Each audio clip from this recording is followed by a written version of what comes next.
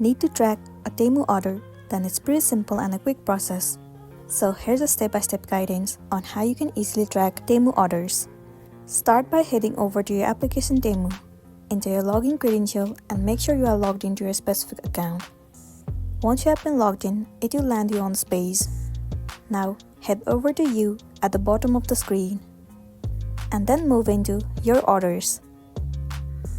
Once you're in this page, at the top you can see all of these options: processing, shipped, delivered, and returns.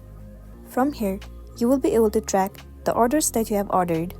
Well, if your order is in packaging process, then it will be shown to you in processing. If it has been forwarded from processing, then it will be shown to you in shipped.